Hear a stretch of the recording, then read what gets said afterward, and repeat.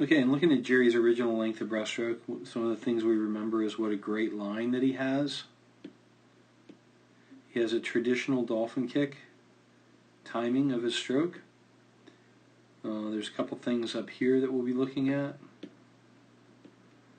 And then, of course, the recovery of the arms and legs occurring at the same time, and what happens to the motion of the hips.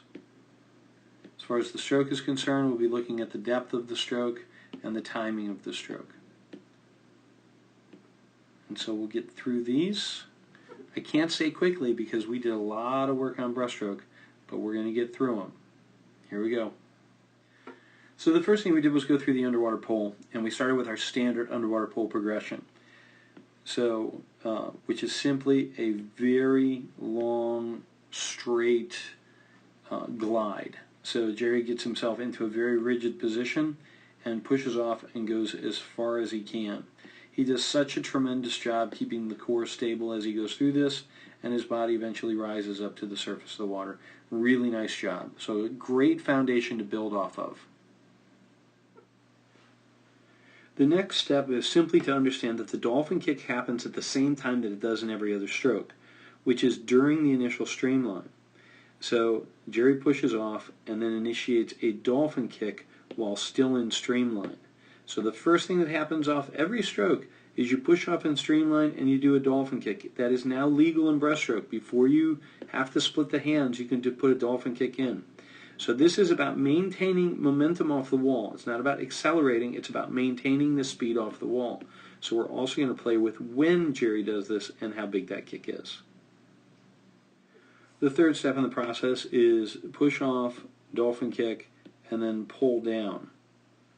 So one of the things we look for here is body line and instinct. And so we'll talk about this just in a second here. So there's going to be a difference between this one and the next one that we do. So push off, dolphin kick, then pull the arms down. He's probably a little bit too big right here, so I'd like to see the arms a little bit more underneath him, so that he's not constricting his shoulders up here, but he just has a really quick pull down. Now the problem area comes in here, which we're going to look at in just a second.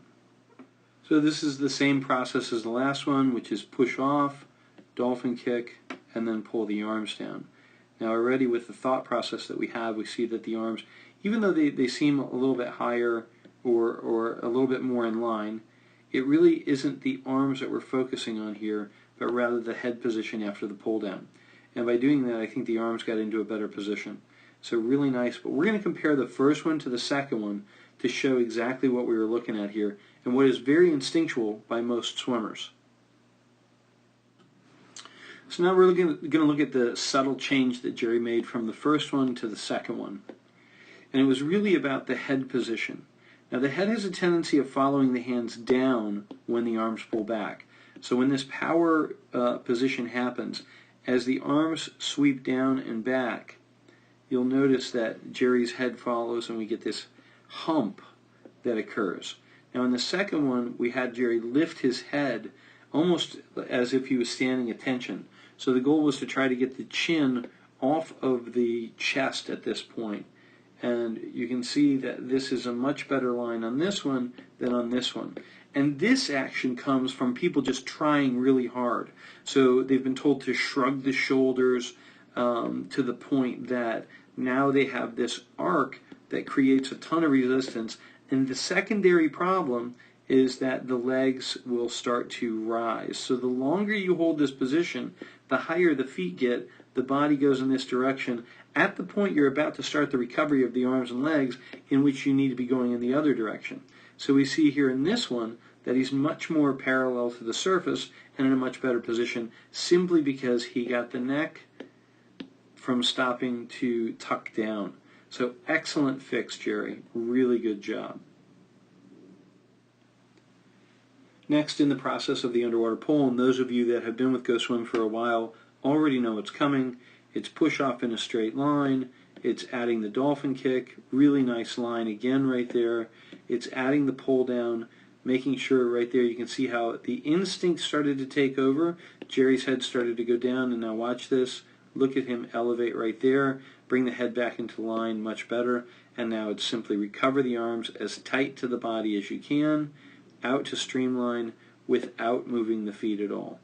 So again, recovering the arms independently of the legs starts the understanding of the process that the arms and legs recover at different times in order to help you maintain some forward momentum through the entire underwater pull process. And then putting together the new underwater pull, it's push off, dolphin kick, pull down with head raised, so really nice job right there. Recover the hands when the hands get about to the shoulders or face. When they start to pierce the water forward, that's when you think about recovering the legs. Jerry is still probably bringing the legs up too much. This is residual knowledge or his instinct of trying to kick too much, in which he does still come to a stop because he hasn't trusted the process. And you can see here that if you just watch the hips at this point, the hips are really crunching up and back. So it does create more resistance at this point by setting the kick up this big. So what Jerry has to do is trust that as the hands go forward, the legs should recover to about there because the hands are already moving forward. The kick should be less because you're going to hide much more of the resistance that's going to be created. So again, less is more in this instance, but instinct does take over. He gets himself too crunched in this position and does come to a stop again and tries to reaccelerate. We may have an option for that, which will be in the next chapter. Nice job, Jerry.